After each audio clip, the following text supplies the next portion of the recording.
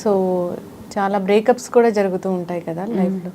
అంతే కదా. ఇప్పుడు బ్రేకప్స్ ఎక్కడ దాకా ఎందుకు, ఇప్పుడు మీ రాజధరుణ్ లావణ్య విషయమే తీసుకోండి.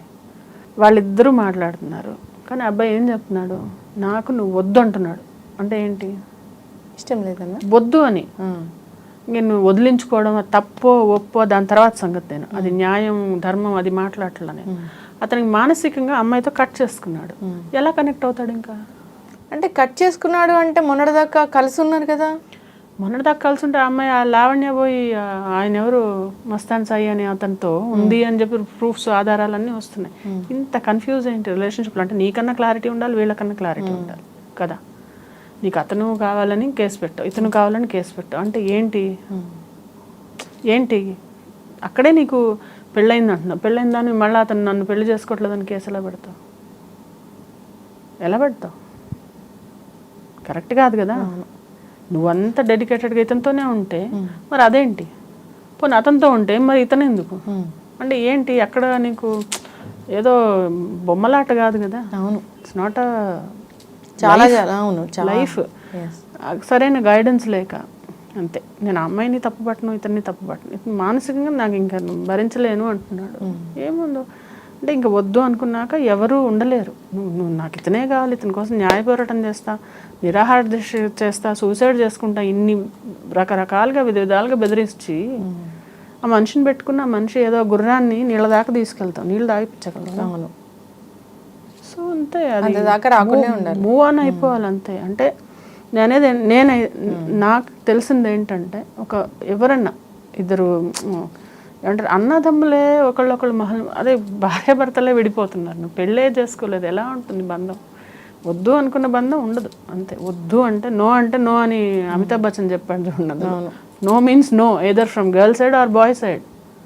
బాయ్ నో అని చెప్తున్నాడు అంతే, క్లియర్.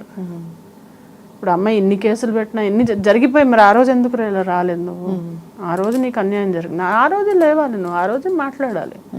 ఈరోజు మాల్వితో ఇదో అంటున్నాం, అవంతా మనం ఆగం చేసుకోవడమే అదంతా నాకు తెలిసి. సో మెచ్యూరిటీతో ఆలోచించి అందరినీ కూర్చోబెట్టుకొని, నీకు డబ్బులు తీసుకున్నాడా డబ్బులు కట్టిపించుకో. ఓకే, నీ ఎమోషన్స్ నువ్వు నన్ను వాడుకున్నా అంటే తను వాడబడ్డాడు. ఇద్దరు రెండు చేతులు కలిస్తే చెప్పలేదు, ఇద్దరు కలిసి ఉన్నారు. ఇప్పుడు అతను వద్దని వెళ్ళిపోయాడు. సో జరిగిపోయింది, గతం గతః అనుకొని మూవ్ ఆన్ అయిపోతే అట్లీస్ట్ ఇప్పుడన్నా అమ్మాయి కొంచెం మంచి లైఫ్ లీడ్ అవ్వాలి, ఇతనన్నా మంచి లైఫ్ లీడ్ అవ్వాలి. అంతేగాని ఒకళ్ళ మీద బురద చల్లుకోవడం వల్ల ఇద్దరు చేతులకి బురద అవుతుంది, ఒంటి మీద బురద. అవును. సో అది ఎగ్జాక్ట్లీ బ్రేకప్స్ అంటే నాకు గుర్తొచ్చి మాట్లాడుతున్నాను. జనరల్గా కూడా బ్రేకప్స్, సో అప్పటి వరకు కలిసి ఉంటారు, అప్పుడు ఎందుకు ఇష్టం అవుతుందో తెలీదు, తర్వాత ఎందుకు ఇష్టం ఉండకుండా వెళ్ళిపోతుందో తెలీదు. సో అసలు that's a very sensitive matter.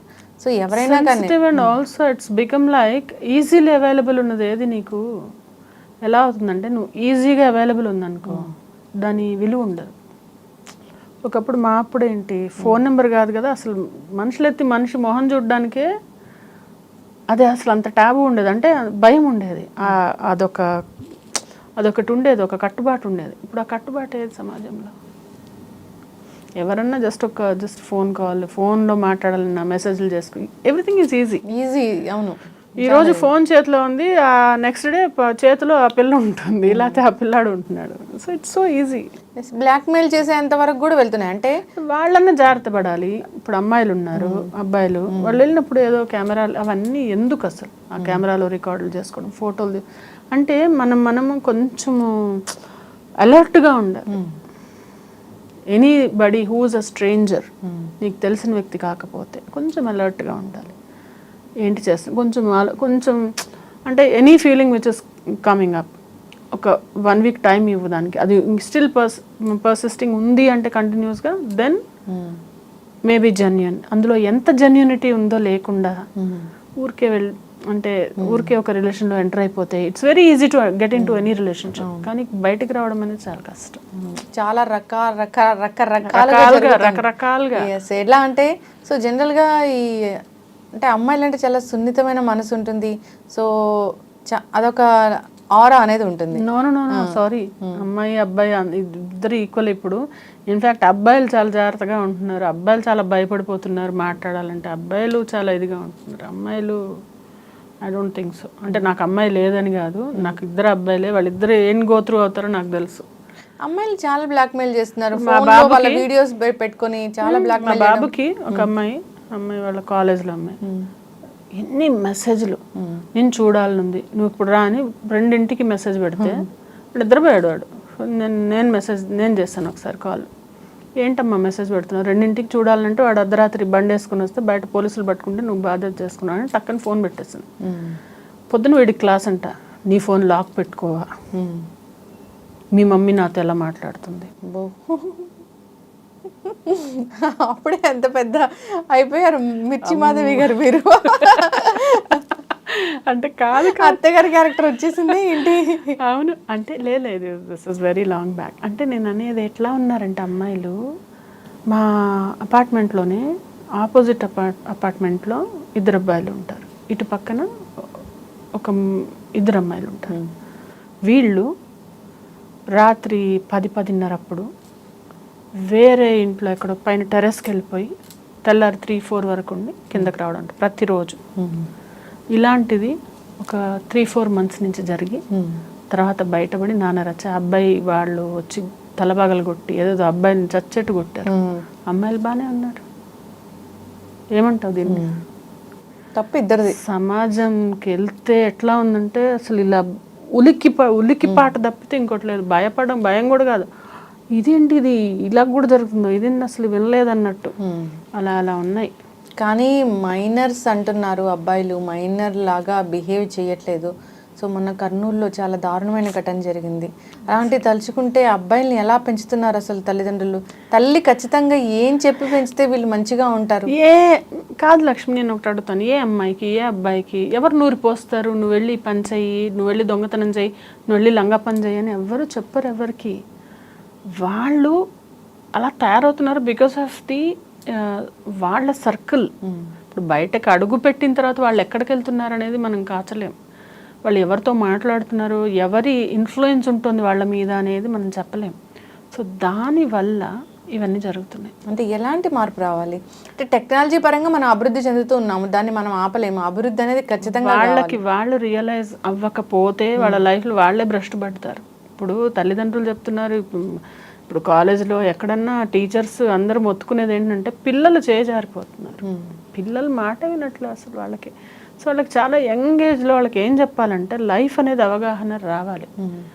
ఈ క్రూషియల్ ఏజ్ ఏదైతే ఉందో, ఏది ఒక 12 ఏళ్ల నుంచి 17 ఏళ్ళు 18 ఏళ్ల వరకు, ఈ 6 yearsలో వాళ్ళు ఎంతో కృషి చేసి పైకి వెళ్తారా లేకుంటే అధోగతికి వెళ్తారా అనేది డిసైడ్ చేస్తుంది.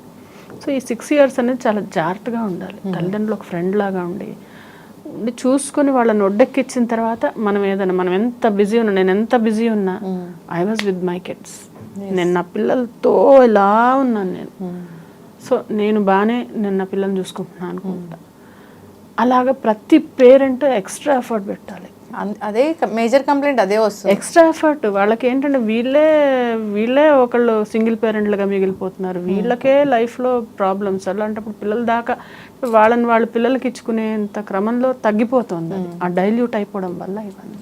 సో జాగ్రత్తగా పెంచుకోవాలి, సమాజానికి ఉపయోగపడేలాగే పెంచుకోవాలి. అది కాకపోయినా నీకు నువ్వు మానిటర్ చేస్తూ ఉండాలి. అవును, అంటే అంటే పిల్ల ఎవరైతే ఉన్నారో వాళ్ళకి వాళ్ళు ఇప్పుడు ఈరోజు నువ్వు నీ కాళ్ళ మీద నిలబడ్డావు, you are doing for your family.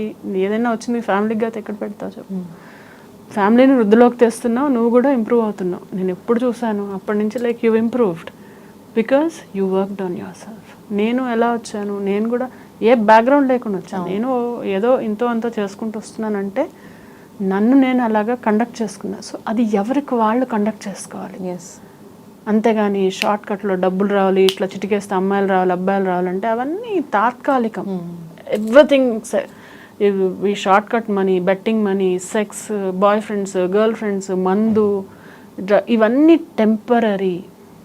మీకు టెంపరీ అంటే తాత్కాలికమైన సుఖాలు అనేవి అప్పటి మందమే. బెట్టింగ్ యాప్స్ కూడా యూత్ని చాలా అదే అప్పటి వరకే. ఇవన్నీ వీటి వల్ల యూత్ ఎంత పాడైపోయి నాశనం అవుతుంటే అది ఎవరు వాళ్ళే తెలుసుకోవాలి అంటున్నా, వాళ్ళే తెలుసుకోవాలి. వాళ్ళకి తెలుసుకోకపోతే ఎవరు చెప్పినా రాదు, ఎవరు చెప్పినా ఎక్కదు. ఇప్పుడు నేను చెప్పేది కూడా నా బాధ అంతా ఏంటంటే, కొంతమంది తట్టుకునే వాళ్ళు ఉంటారు, కొంతమంది ఏం చేయాలో అర్థం కాక జుట్టు పీక్కునే వాళ్ళు తెలుసు నాకు. ఒక ఏంటంటే ఏం చెప్పినా వినకపోవడం, మందు తాగడం, లేకపోతే ఫోన్కి అడిక్షను, లేకపోతే ఆ గేమ్స్కి అడిక్షను, లేకపోతే ఒక అమ్మాయి వదిలేస్తుందని వాళ్ళు తాగుడు మొదలుపెట్టడం, ఇలాంటివన్నిటి వల్ల ఏంటి? What are you proving? ఏం చేయాలనుకుంటున్నావు అసలు? నీ లైఫ్లో నీకు ఏం కావాలనుకుంటున్నావు? ఎలా వస్తుంది అది? సో ఈ రోజున ఒక అబ్బాయి తీసుకుందాం, కరెక్ట్గా కెరియర్ డెవలప్ చేసుకొని మంచి జాబ్ ఉంటే పేరెంట్సే తెచ్చి పెడతారు వాళ్ళ బాబు మా పిల్లని పెళ్లి చేసుకో అని. వాడు సరిగ్గా లేకపోతే ఆ పేరెంట్స్ వచ్చి తిట్టిపోతారు మా అమ్మాయి జోలికి రాకు అని. సో నీ మీద ఉంటుంది అది.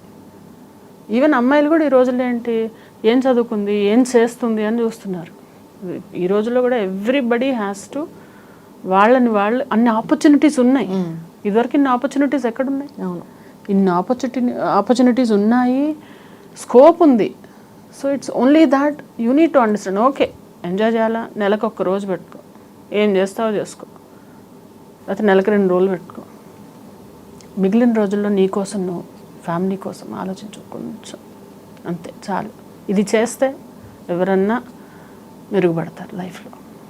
ఎస్, ఖచ్చితంగా మ్యామ్. అందరూ కూడా బాధ్యతగా ఉండాలని బాధ్యతగా ఉండాలి. ఎస్, మీరు అన్నది చాలా చక్కటి మాట.